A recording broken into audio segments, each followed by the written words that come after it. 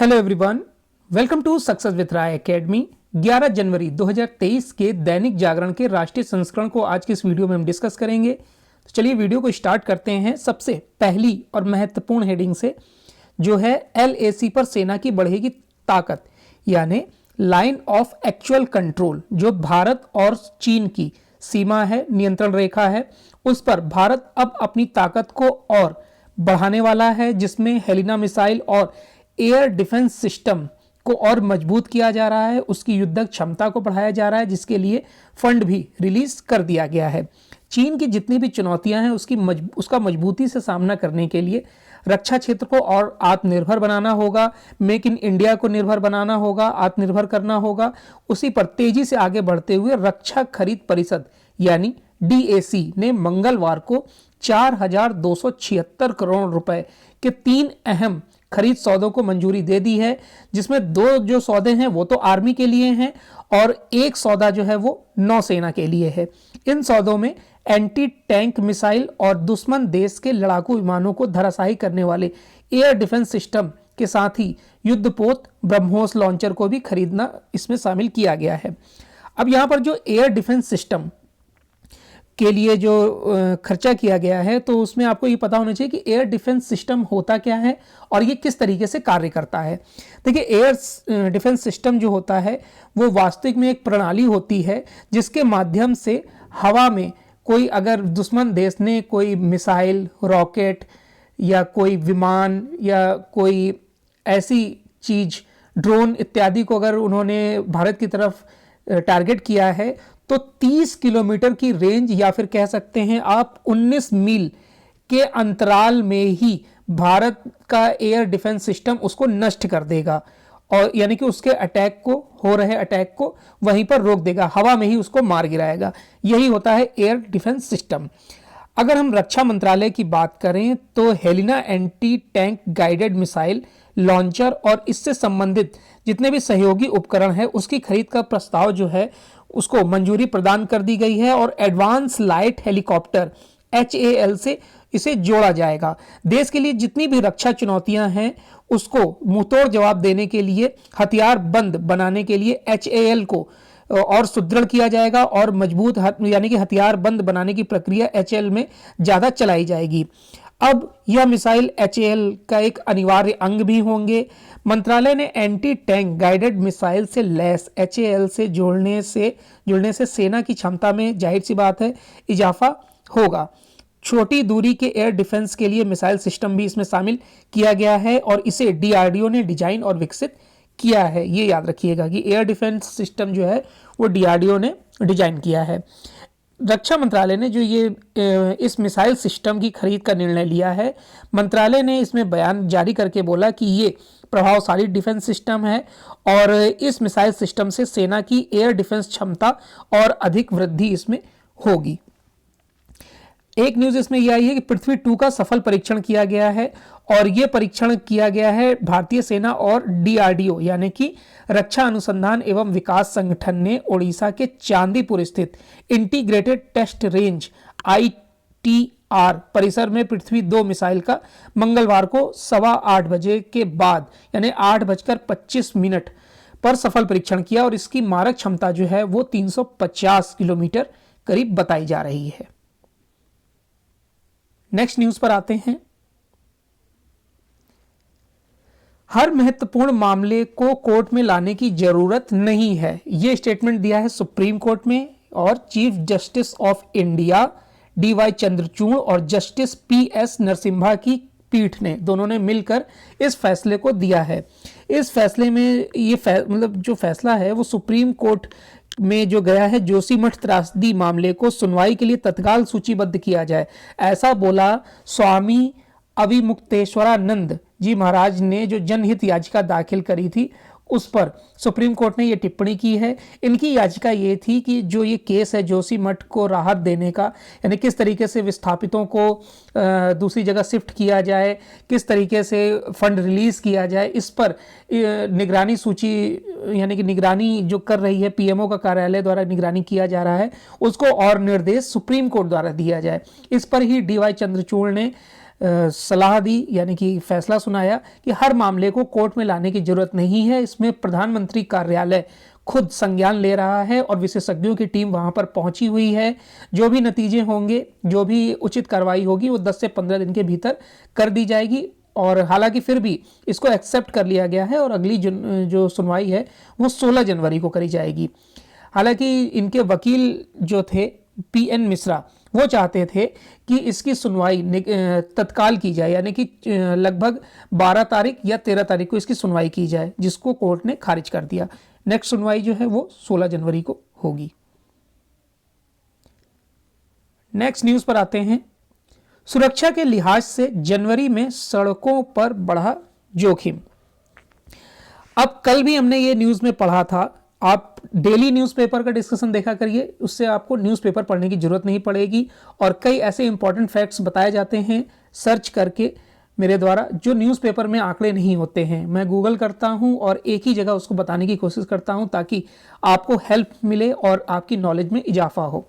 जैसे सड़क सुरक्षा जो ये न्यूज़ है, इसमें आपने ये तो देख लिया कि 11 से 17 जनवरी तक सड़क सुरक्षा सप्ताह मनाया जाएगा।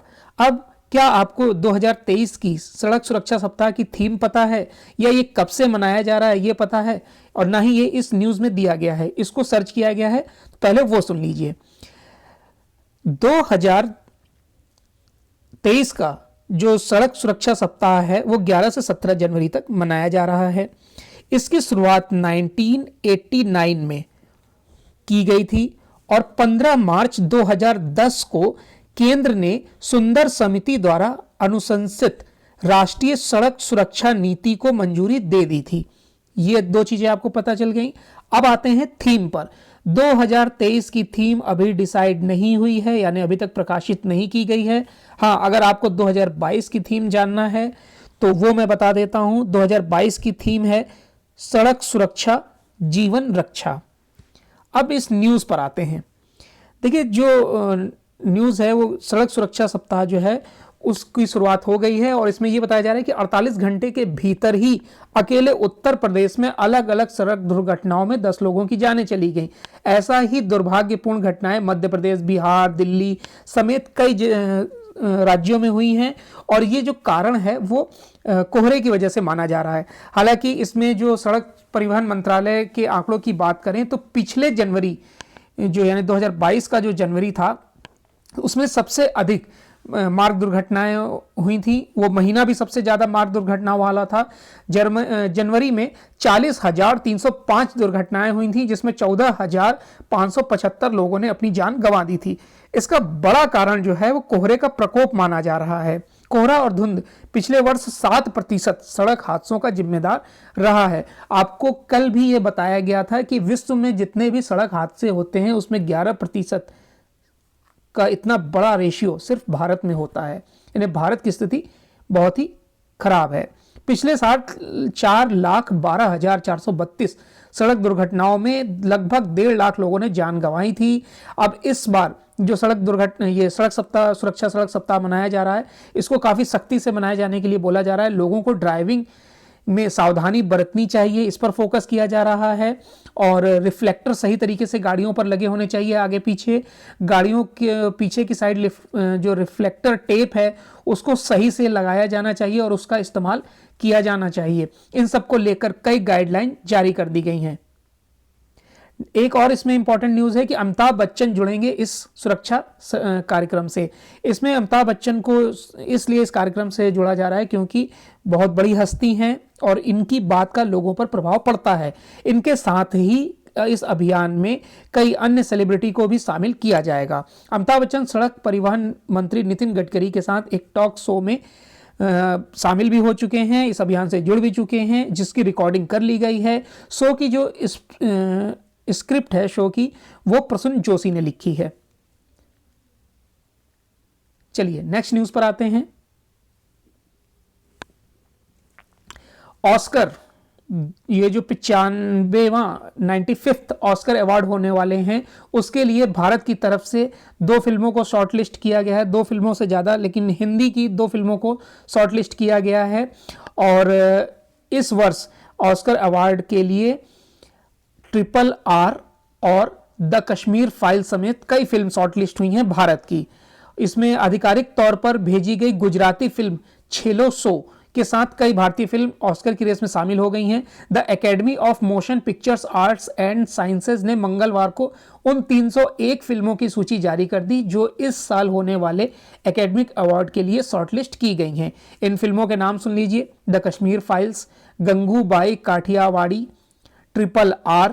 कन्नड़ फिल्में हैं कांतारा, विक्रांत रोणा, आर माधवन की फिल्म है Rocketry the Nambi effect, Tamil film Iravin Nizhal के साथ साथ मराठी फिल्म मी वसंत राव तुय्या साठी काही भी शामिल की गई हैं। अब इसमें द कश्मीर फाइल्स के जो फिल्म के निर्देशक हैं विवेक अग्निहोत्री, उन्होंने ट्वीट करके इस बात का भी जिक्र किया इसमें कि फिल्म से पल्लवी जोशी, अनुपम खेर, दर्शन कुमार और मिथुन चक्रवर्ती को बेस्ट एक्टर की श्रेणी में शॉर्टलिस्ट किया गया है। आगे आपको इसमें ये बता दें कि जो नामांकन की तारीख है वो 24 जनवरी तक रखी गई है, यानी कि आधिकारिक ऑस्कर नामांकन की घोषणा जो है वो 24 जनवरी को होगी, जबकि ऑस्कर समारोह 12 मार्च को आयोजित किया जाएगा। चलिए नेक्स्ट न्यूज पर आते हैं। नेक्स्ट न्यूज है कि प्रधानमंत्री श्री स्कूलों को लेकर दिल्ली सहित 8 राज्यों ने इसमें कोई दिलचस्पी नहीं दिखाई है। सबसे पहले तो आप ये जानिए कि प्रधानमंत्री श्री योजना है क्या। देखिए, प्रधानमंत्री श्री योजना का फुल फॉर्म है PM school for rising India, इसका फुल फॉर्म है। इसमें प्रत्येक ब्लॉक से 2 स्कूलों को इसमें शामिल किया जाना है, जो एक प्राथमिक स्तर का होगा और एक मिडिल स्तर का होगा। इसमें आपको आवेदन करना है। इसको इस तरीके से बनाया जाएगा कि एक आदर्श स्कूल बनाया जाएगा और इसके लिए तुरंत 2 करोड़ की राशि तय की गई है, जिसमें फंड तुरंत रिलीज किया जाएगा। अब इसमें नई राष्ट्रीय शिक्षा नीति के तेजी से अमल में जुटा शिक्षा मंत्रालय इसके जरिए देश भर के स्कूली शिक्षा का एक नया मॉडल भी खड़ा करने की तैयारी में है। ये पहल इसलिए भी अहम हो जाती है क्योंकि इसके जरिए राज्यों में नीति से जुड़ी सिफारिशों को कैसे अमल में लाना है इसका भी रास्ता दिखता है। अगर हम बात करें तो इस प्रक्रिया जो चयन प्रक्रिया है इसमें बिहार, दिल्ली, झारखंड और हिमाचल प्रदेश जैसे 8 राज्यों ने अभी तक इसको लेकर कोई भी दिलचस्पी नहीं दिखाई है और ना ही इसको लेकर शिक्षा मंत्रालय के साथ करार किया है। शिक्षा मंत्रालय ने पहले चरण में उत्तर प्रदेश, राजस्थान और छत्तीसगढ़ सहित दूसरे राज्यों की ओर से प्रधानमंत्री श्री के लिए मिले प्रस्तावों को अंतिम रूप देने का कार्य भी शुरू कर दिया है। इस स्कीम के तहत प्रत्येक 3 महीने में स्कूल के चयन के लिए विंडो खुलेगी, जिसमें कोई भी राज्य कभी भी हिस्सा ले सकता है। इस बीच जिन राज्यों ने इसके तहत मंत्रालय के साथ अब तक करार नहीं किया है उनमें बिहार, दिल्ली, हिमाचल प्रदेश, झारखंड, केरल, तमिलनाडु, उड़ीसा और बंगाल शामिल हैं। तो 14,000 स्कूलों को अपग्रेड करने का इसमें प्रावधान किया गया है, लेकिन इस हिसाब से तो स्कीम ये काफ़ी लेट हो जाएगी। नेक्स्ट न्यूज़ है कि UGC ने 2 डिग्री कोर्सों के मुद्दे पर सभी विश्वविद्यालय को चेता दिया है। देखिए, UGC ने यानी कि विश्वविद्यालय अनुदान आयोग के बारे में विस्तृत बताया गया था आपको 9 तारीख के वीडियो में, तो आप वो वाला वीडियो देख लीजिएगा, उतने डिटेल में हम नहीं जाएंगे। लेकिन इसमें UGC के पास कुछ शिकायतें आ रही थी कि जैसे माइग्रेशन मांगा जा रहा है स्टूडेंट से सर्टिफिकेट, या फिर जो स्कूल छोड़कर वो आए हैं सर्टिफिकेट उसके मांगे जा रहे हैं। इन सर्टिफिकेट के अभाव में उन्हें दाखिला नहीं दिया जा रहा है अपने यहाँ, और ऐसी कोई अनुकूल व्यवस्थाएं भी कॉलेज नहीं बना रहे हैं ताकि छात्रों को इसको लेकर कोई परेशानी ना हो। देखिए, UGC ने पिछले वर्ष यानी कि 2022 अप्रैल से ही एक साथ 2 डिग्री कोर्सों को मंजूरी दे दी थी और इसके लिए एक विस्तृत गाइडलाइन भी जारी किया गया था। इसके बावजूद कई ऐसी शिकायतें मिल रही हैं जिससे ये चीजें अमल में नहीं आ पा रही हैं। एक साथ 2 डिग्री कोर्स को लेकर UGC पहले ही गाइडलाइन जारी कर चुका है। इसके तहत कोई भी एक छात्र एक साथ 2 डिग्री कोर्स कर सकता है। हालांकि इनमें से एक कोर्स ऑफलाइन मोड में और एक ऑनलाइन मोड में होना चाहिए, या फिर दोनों ऑफलाइन मोड में हो या फिर दोनों ऑनलाइन मोड में हो, लेकिन दोनों की टाइमिंग अलग अलग होनी चाहिए। यानी ये कोर्स सुबह या शाम की पाली के हो सकते हैं। यानी एक विद्यार्थी अगर वो LLB कर रहा है तो वो MA भी कर सकता है। इस तरीके से 2 डिग्री कोर्सेज वो एक साथ कर सकता है। इसमें PhD को शामिल नहीं किया गया है। चलिए नेक्स्ट न्यूज पर आते हैं। अब साल में 2 बार होगी अग्निवीरों की भर्ती, पहला बैच अगस्त में होगा तैनात। देखिए, सेना की जो नई भर्ती योजना है अग्निपथ, उसके तहत नियुक्त हुए 19,000 अग्निवीरों का पहला बैच अगस्त में अपनी अपनी यूनिटों में चला जाएगा, क्योंकि जनवरी में वो अपनी ट्रेनिंग ले रहे हैं। और 19,000 का जो बैच है वो अगस्त में तैनात हो जाएगा, और जबकि 21,000 का जो दूसरा बैच है अग्निवीरों का, वो ट्रेनिंग लेकर मार्च में उसकी ट्रेनिंग शुरू होगी, वो अक्टूबर में अपनी यूनिट में तैनात हो जाएंगे। और इस साल इन अग्निवीरों की भर्ती के लिए 96 भर्ती रैलियों का आयोजन किया गया था, जिसमें इन्हें शामिल किया गया था। और 2023 से, यानी इस साल से, अब साल में 2 बार मई और नवंबर में रैलियों का आयोजन किया जाएगा। और अग्निवीरों के पहले बैच को सेना के अलग अलग यूनिटों में प्रशिक्षण के लिए 1 जनवरी से ही भेज दिया जाएगा। अग्निवीरों का प्रशिक्षण जो है वो 24 से लेकर 31 हफ्ते का होगा। हालांकि ये पहले के मुकाबले जो ट्रेनिंग होती थी उससे काफ़ी कम है, लेकिन इस तरीके से डिजाइन किया गया है कोर्स को कि अवधि भी कम हो गई और सारी चीज़ें इसमें समाहित कर ली गई हैं। और आपको पता होगा कि जो 100 महिलाओं का अग्निवीर का बैच है वो भी तैयार हो गया है और वो मार्च से ट्रेनिंग शुरू कर देगा।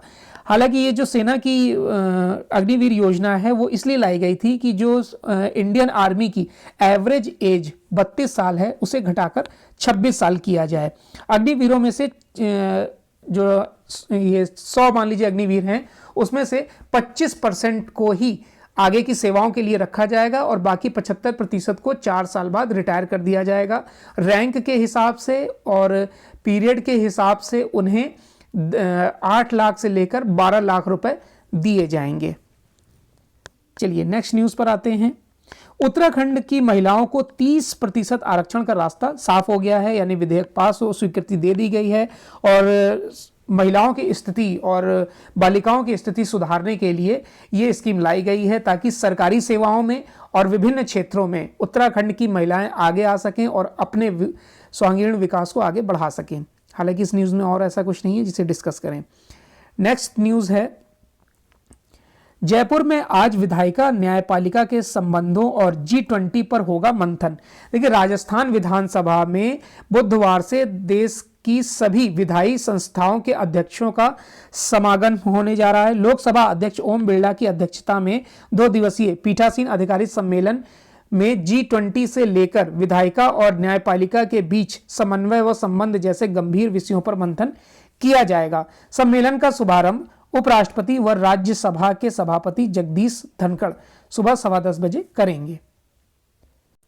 इसमें ओम बिरला ने की अध्यक्षता में स्थायी समिति की बैठक हुई, जिसमें सम्मेलन की कार्यसूची को लेकर विस्तृत चर्चा की गई। इसमें तय हुआ कि सम्मेलन के दौरान G20 के अध्यक्ष के रूप में भारत के नेतृत्व और उसके विधानमंडलों की भूमिका पर विस्तार से चर्चा की जाएगी।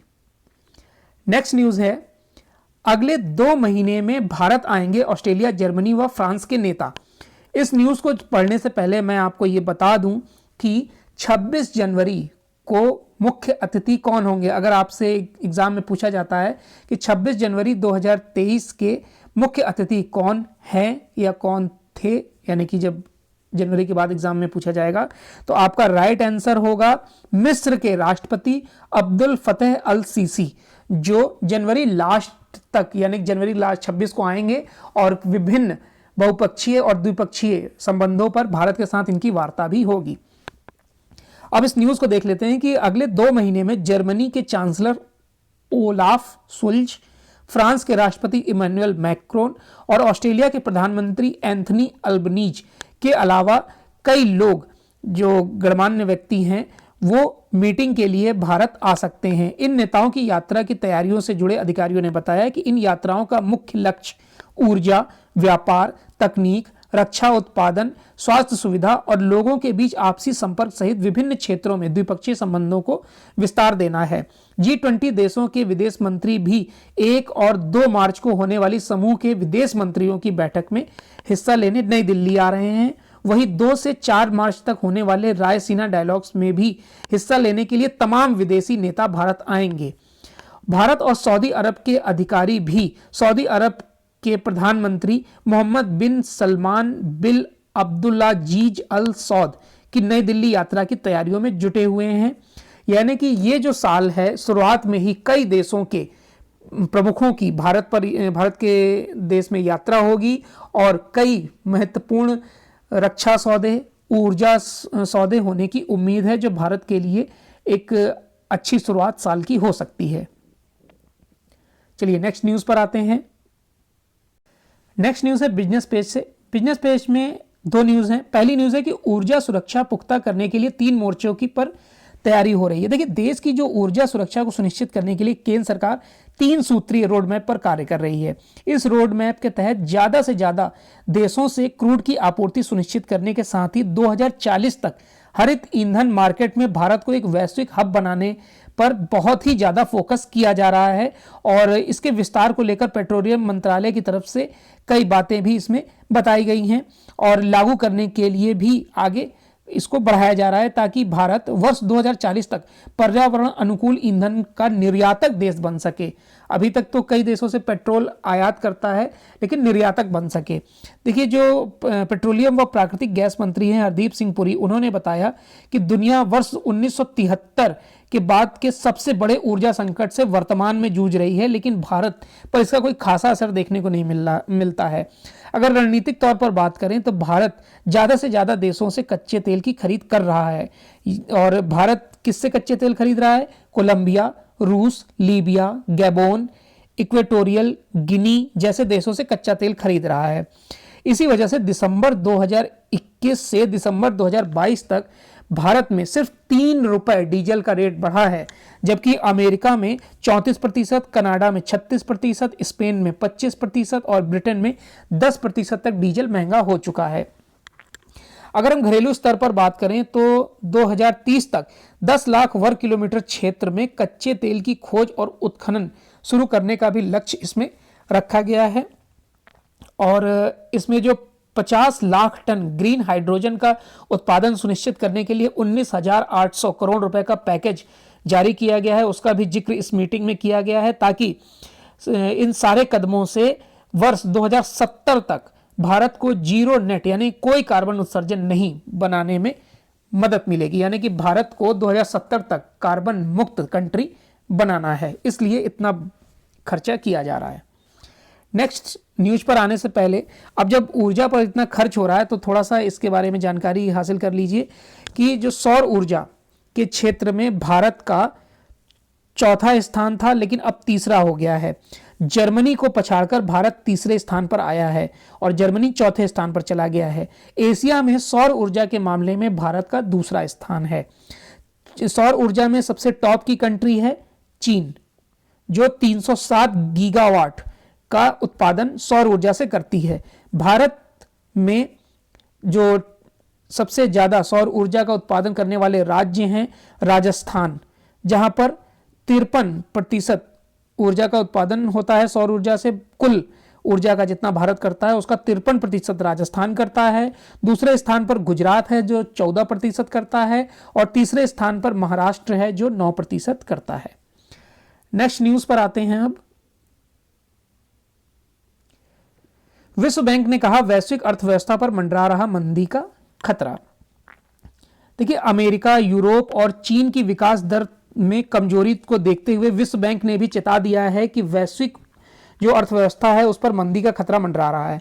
विश्व बैंक ने रिपोर्ट में अपनी बोला है कि वैश्विक विकास के अपने पूर्वानुमान को, यानी कि पहले इन्होंने पूरे विश्व का जो ग्रोथ है वो 3% बताया था, जिसे घटाकर अब 1.7% कर दिया है। उसका कारण 3 कंट्री को बताया है, अमेरिका, यूरोप और चाइना।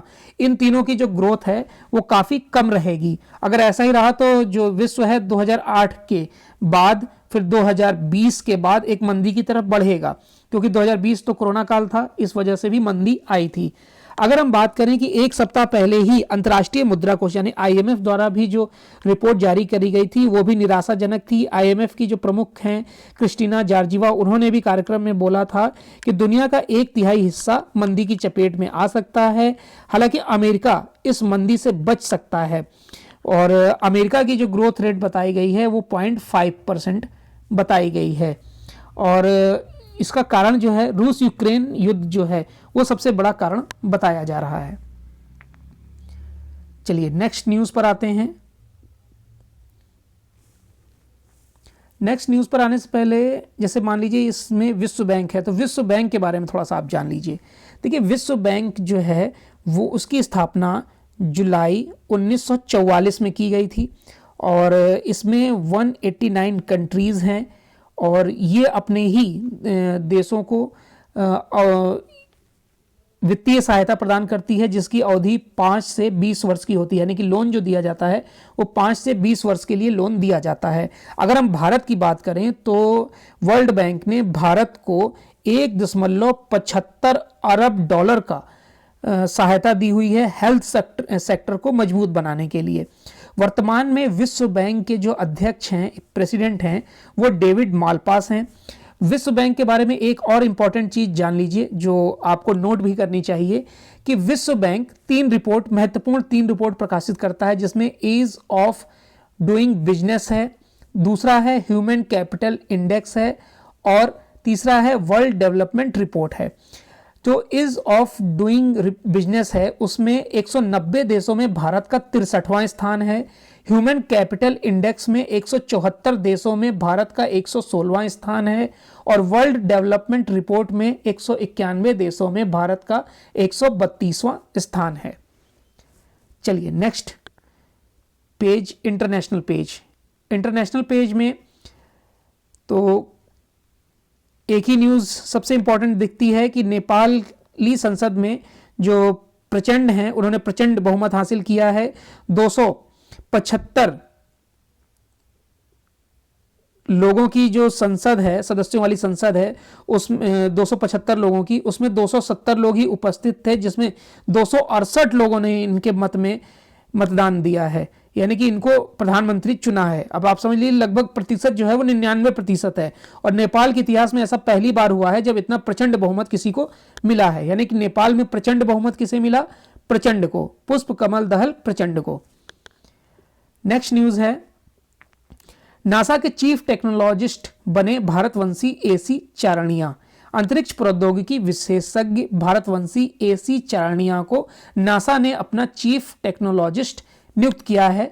वह नासा मुख्यालय के प्रौद्योगिकी नीति और नासा के मिशनों में नासा प्रशासक बिल नेल्स के प्रमुख सलाहकार के रूप में कार्य करेंगे। चलिए, तो और कोई न्यूज़ नहीं है फिलहाल में। तो आज का ये यानी 11 जनवरी 2023 का दैनिक जागरण का राष्ट्रीय संस्करण था। आई होप आपको वीडियो अच्छा लगा होगा। अगर वीडियो अच्छा लगा हो तो लाइक और शेयर कर दीजिएगा। वीडियो देखने के लिए धन्यवाद।